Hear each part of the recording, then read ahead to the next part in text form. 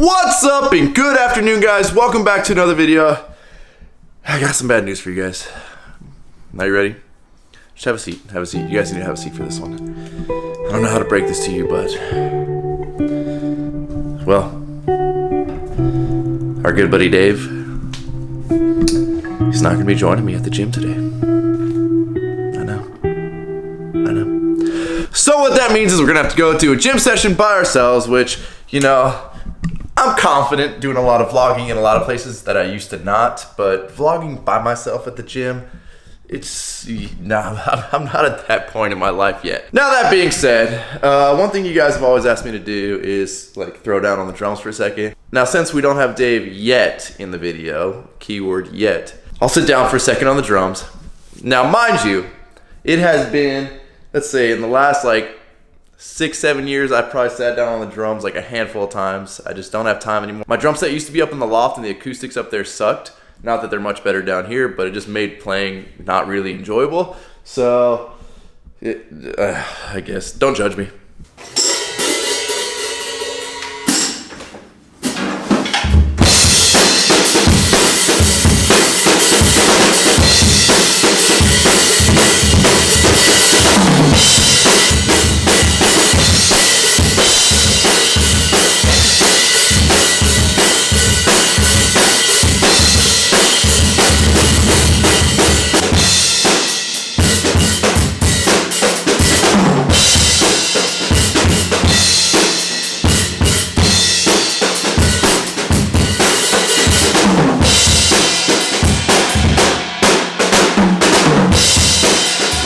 And that, ladies and gentlemen, is what happens when you don't practice.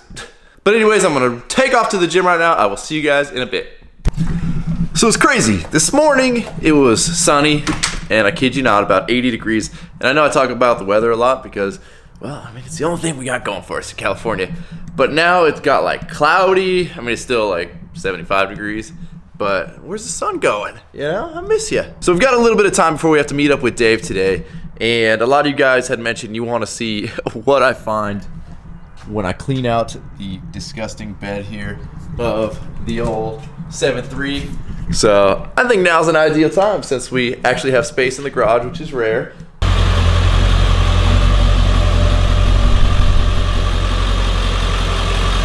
So one thing I'm a big fan of is convenience. And obviously the more convenient something is, the more likely I am to do it.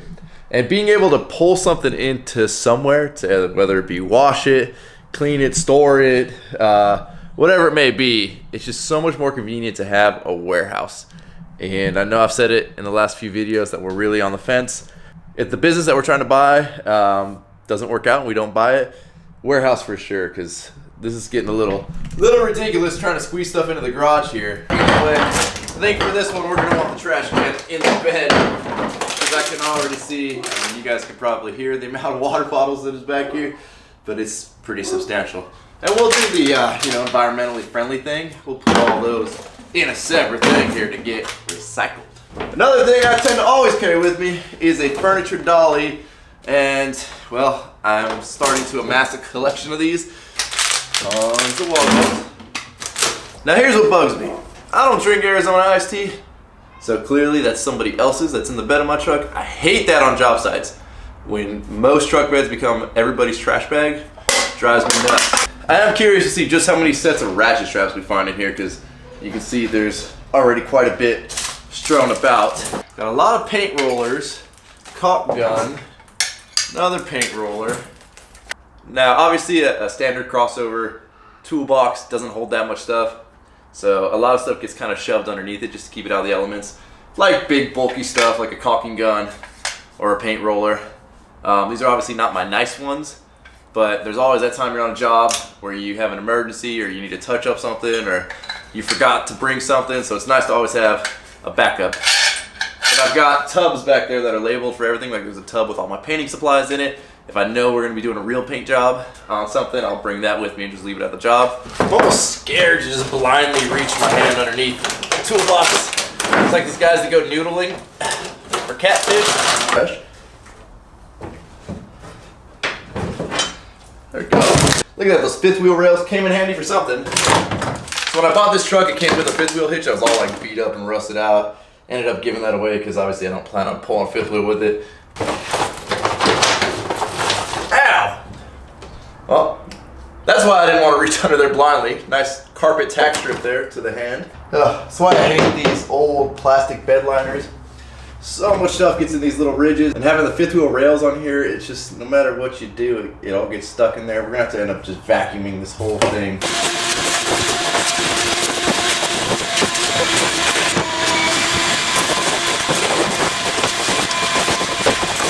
All right, well, that's about as clean as the floor of the truck bed is gonna get. We ended up finding 5 ratchet straps with like complete sets. Like, that is actually nice because that doesn't always happen. A lot of times the ratchet portion gets lost. So I'm big on, if you need something now, go buy it even if you have it at home, depending on obviously the cost of it. But things like furniture movers, as you can see, I've clearly got a collection of them. I don't even want to start to count how many caulk guns I have, but there's those times when you're at like Home Depot or something and you know you're going to be doing some caulking, you don't remember if you have one either at the house, in the truck, on the job site.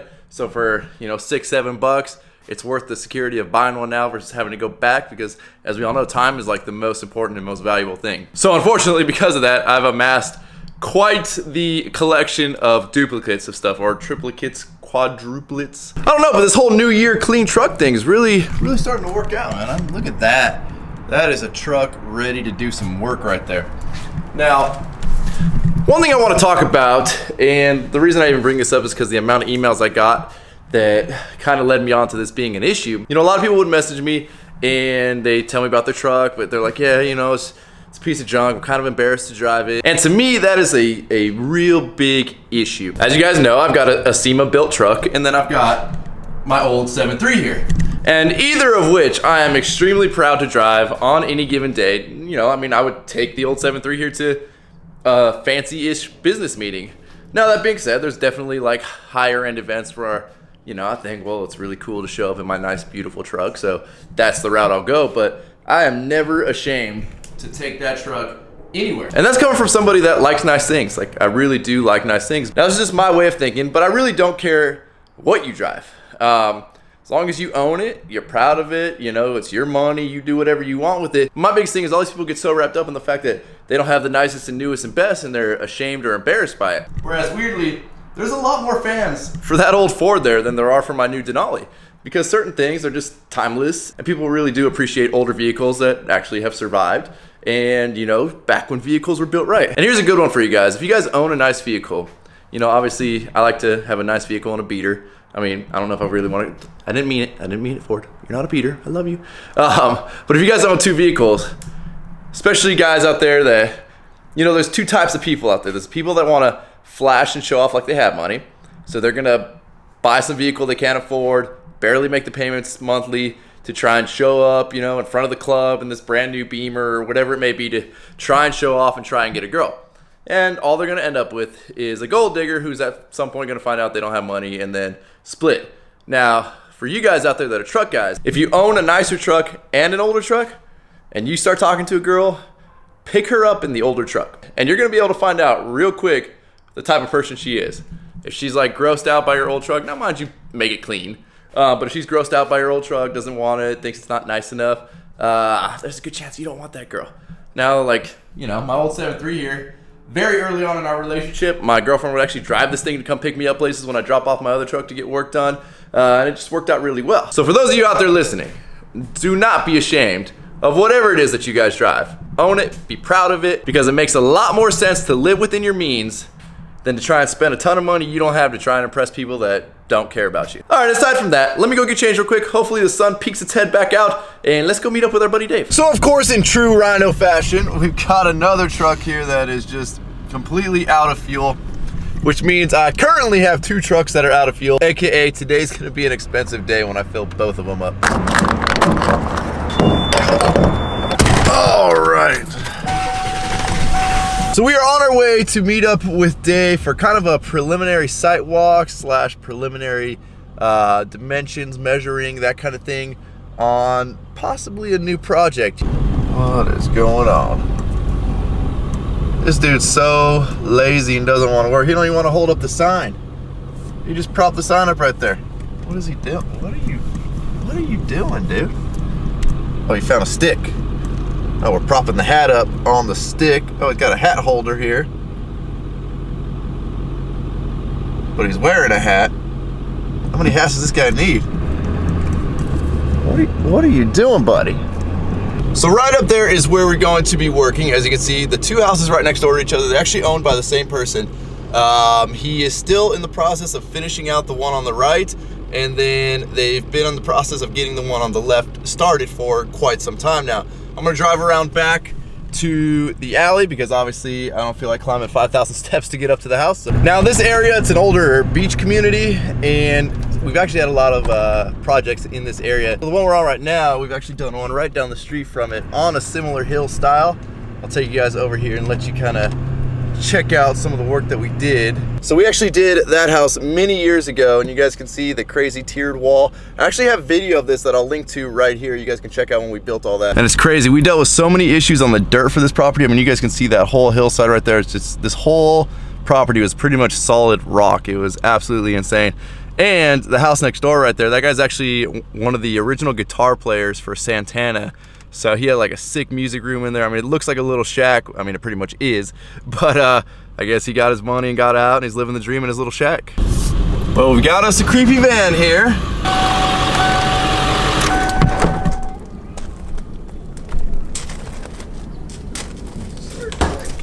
You wearing a sweater?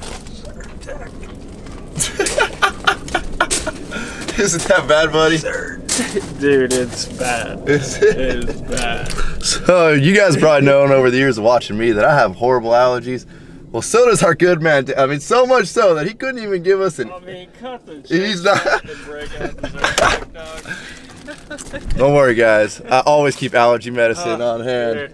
Yeah, I brought you out. You know, I brought a couple extra because I don't know how you do. I'm gonna take two. All right, fair. All right, Dave. Well, another day, another project, huh?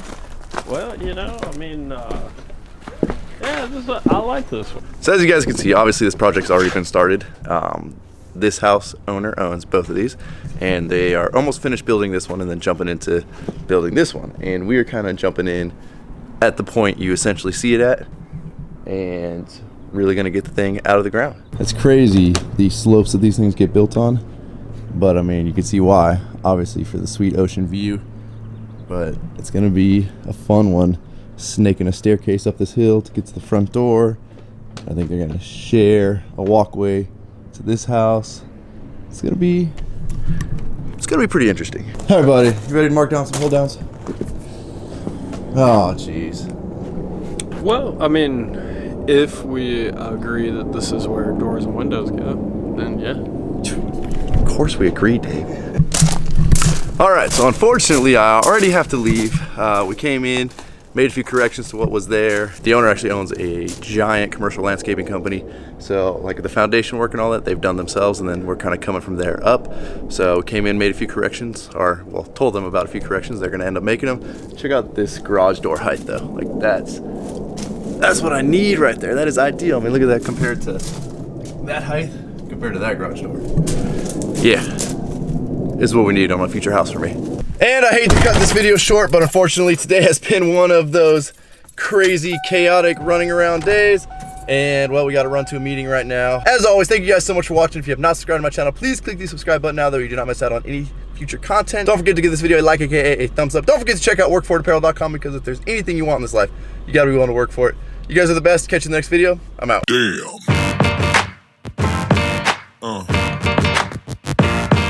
Yeah. Yeah.